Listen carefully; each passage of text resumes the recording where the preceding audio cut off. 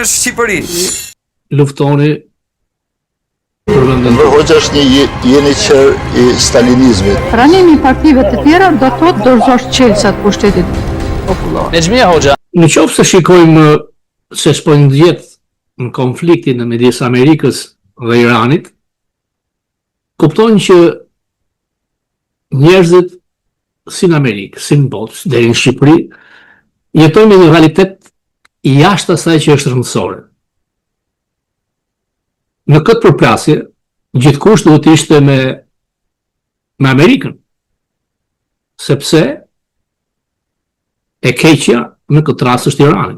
Në qoftë se ata prodhojnë një armë bërthamore, mund ta përdorin, sepse regjimi teokrat, diktatorial I Iranit nuk don t'ja di.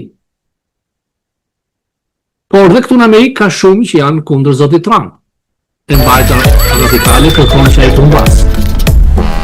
Sot ai ka marrë përsipër që të drejtoj kalimin e anijeve në Hormuz. Ashtë I lehtë, është të vështirë. Janë 15.000 trupa.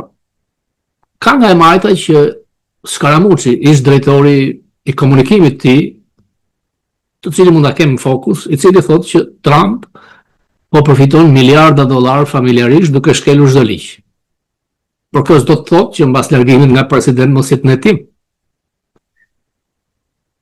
Gjithashtu janë kthyer të gjithë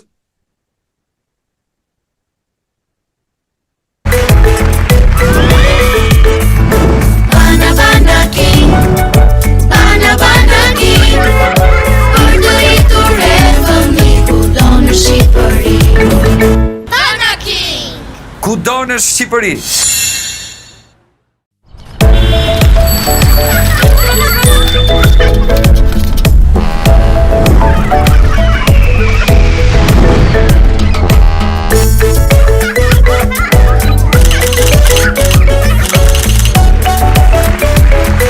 Pranimi I pasuruar HEU, pra pasurim I lartë të uraniumit, janë rreth 400 sa kilogram.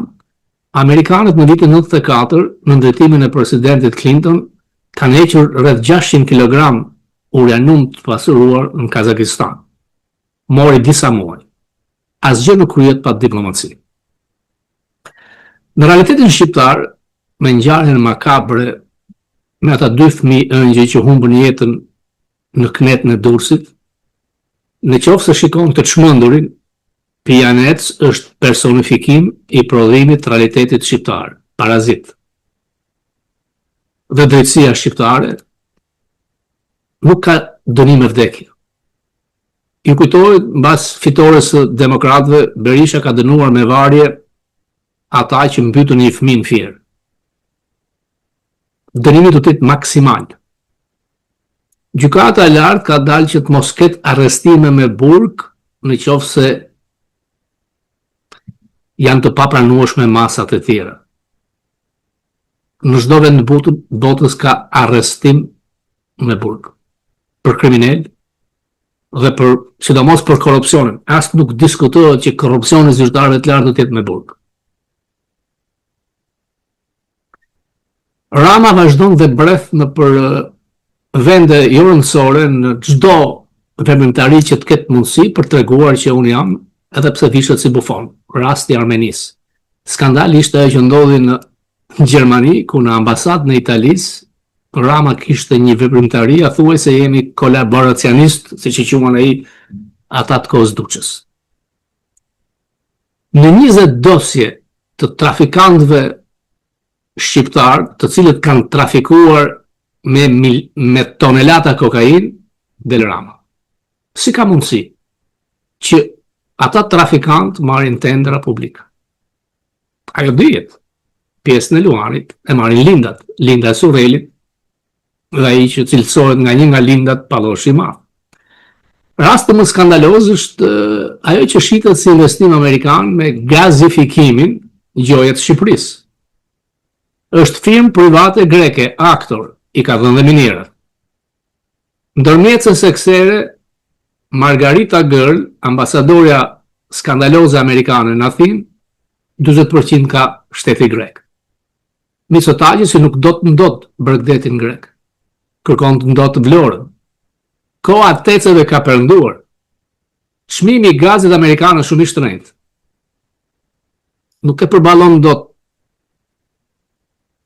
askush në Europë me këtë çmim të madh, sepse në atë çast që përfundon lufta në Ukrainë, gazi rus përsëri do të gjej terren, sepse vjen me tubacion dhe nuk vjen me anije. Dhe aq më tepër që Rama vazhdon me ballukun, një aferë të vjetër të një zhgarrarinë tjetër diplomatike jurikim. Përse nuk del haptas opozita të analizoj fjalë, nuk është investim amerikan, pik. Privat amerikan shet gazin për një kompani greke, Aktor, e cila merr ekskluzivitetin për 20 vjet. Ju sklebrit shqiptar, fshatar, katundar, qytetar do bleni tek këta, nëse doni gaz. Investimi ishte në Kroaci, 50 miliard dollar, dhe për inteligjencën artificiale. Por shqiptarët presin që çdo gjë t'u zgjidhin ndërkombëtarët. Gaboni. SPAK e ka hetimin të thelluar ndaj familjes Rama.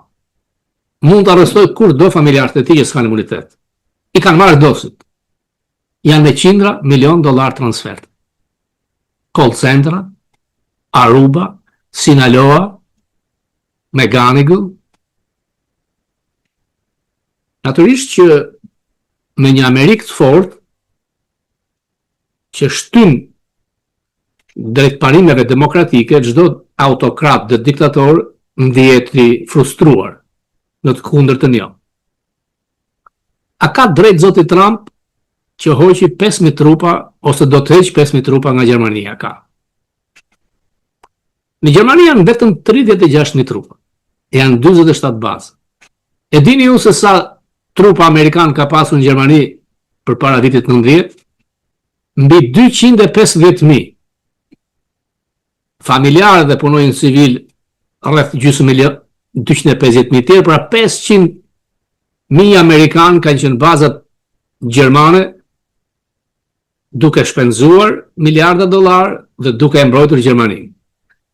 Në 94 ka qenë Clintoni që e ka shkatruar masivisht pjesëmarrjen amerikane, dhe e ka lënë rreth me 90-94.000, sepse po ndryshonte situata.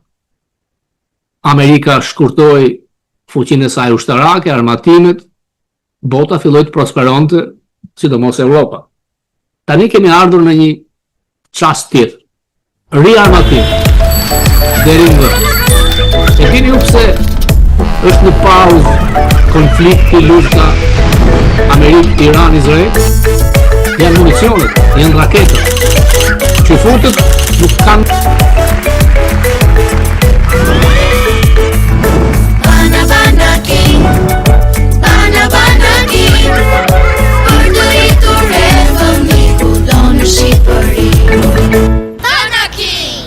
Kudo në Shqipëri. Atlantikut dhe për të mbrojtur Groenlandën atje. Mund ta bëjmë përgjithësi. Ekziston një traktat në vitin 1951. Siç u thashëm, kanë bërë gjithë atë hulumtim tek traktatin mbrojtjes së Groenlandës, që është plotësisht i zbatueshëm se ka një mënyrë ambasadora pa dhe në Paris që ishin ata vullnetarët për të dhënë siguri Ukrainës. Është normale që Amerika të përfaqësohet nga Witkoff. Ai nuk ka asnjë ide për diplomaci apo nga kushte. Nuk besoj se ka pastërti sigurie. Të dyja këto janë pyetje të mira dhe mendoj se përgjigjja është ndoshta ajo në të dyja rastet nuk e kanë. E dini që unë jam skeptik nga ajo që doli nga takimi i Parisit. Është një angazhim shumë i paqartë nga Witkoff dhe kushti që SBA do të udhëheqin monitorimin dhe përpjekjet e verifikimit. Unë kam lexuar disa nga specifikat asaj që vendet donin që Amerika të angazhohej dhe u hoq nga dokumenti përfundimtar. Madje dhe angazhimi nga Britania dhe Franca për të dërguar trupa në terren në Ukrainë është për të ndihmuar që të krijojnë qendra ushtarake atje. Nuk thotë se ata do të dërgojnë trupa luftarake. Ju dini që Putin i ka thënë shumë herë se nuk do të pranojë asnjë forcë NATO në Ukrainë. Pa nuk e di se ku do të na çojë kjo?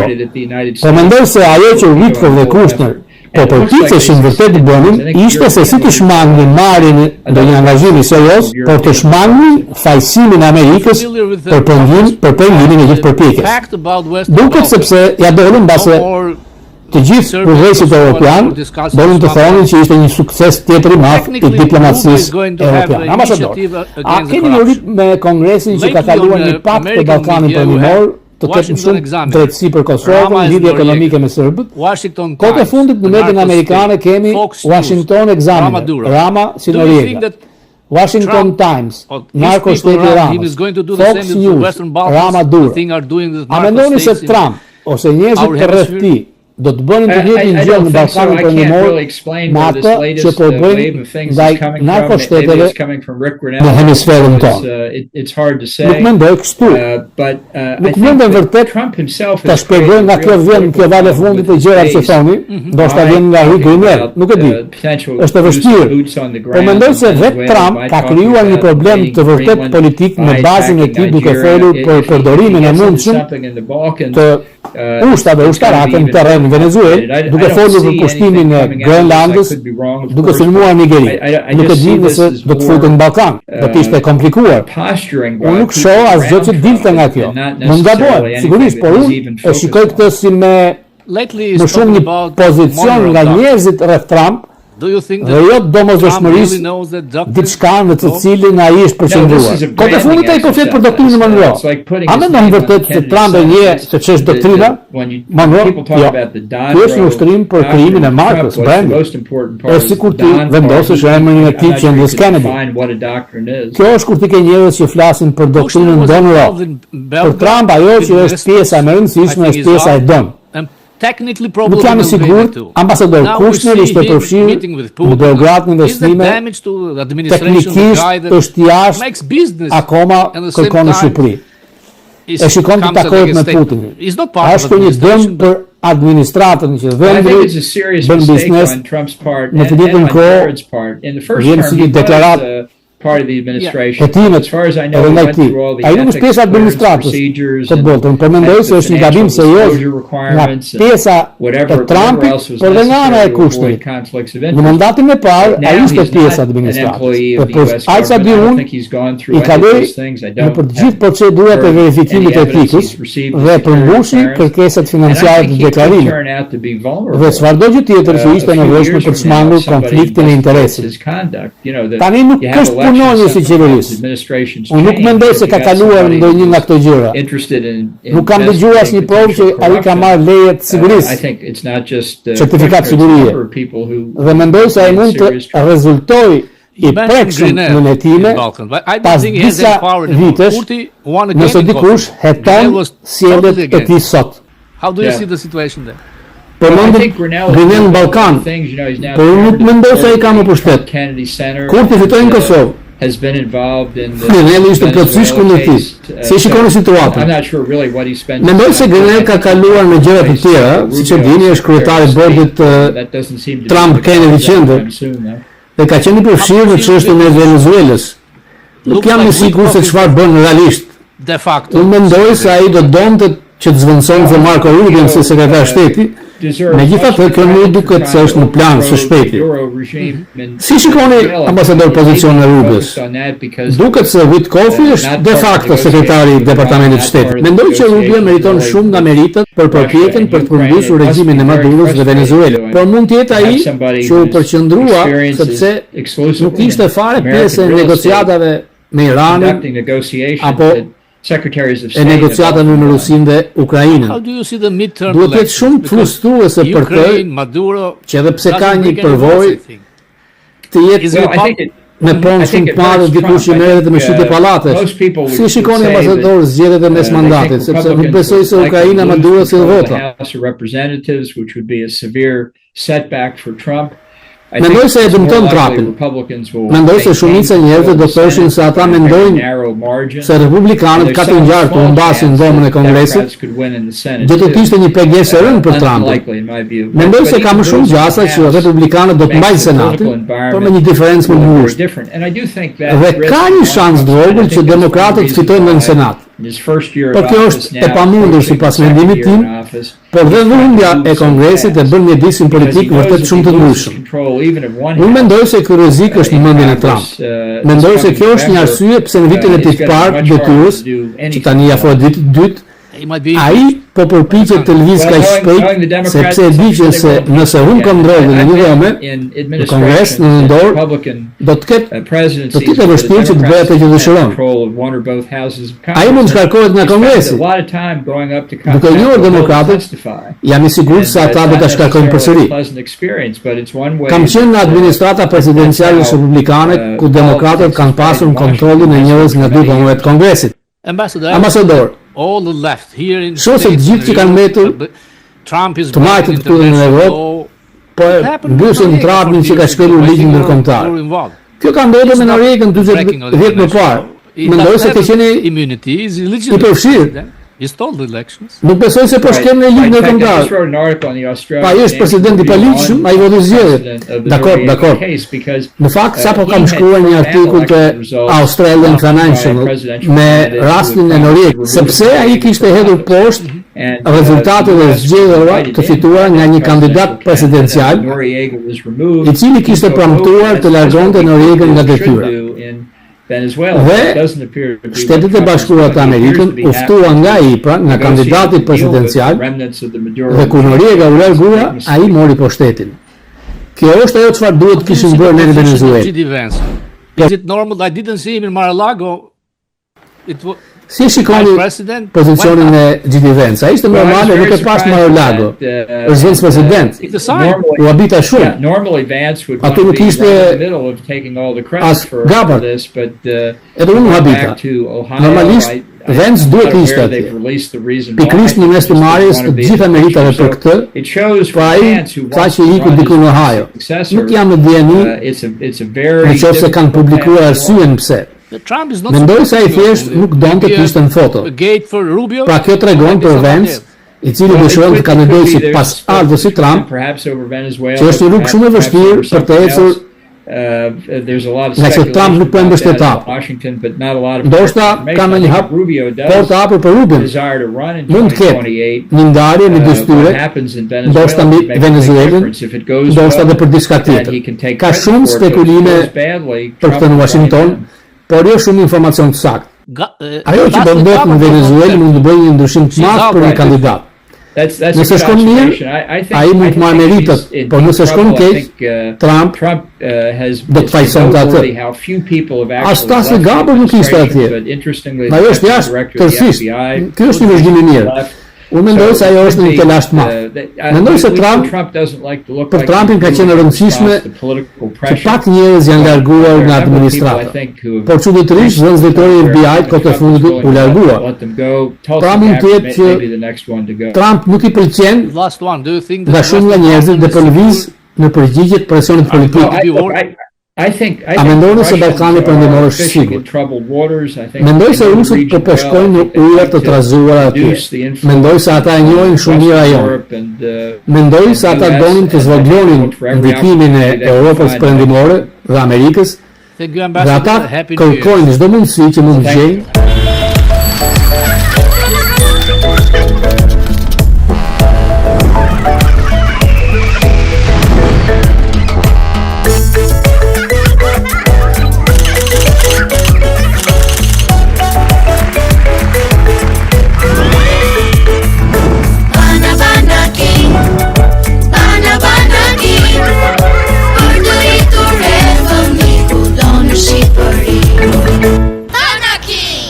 Kudo në Shqipëri.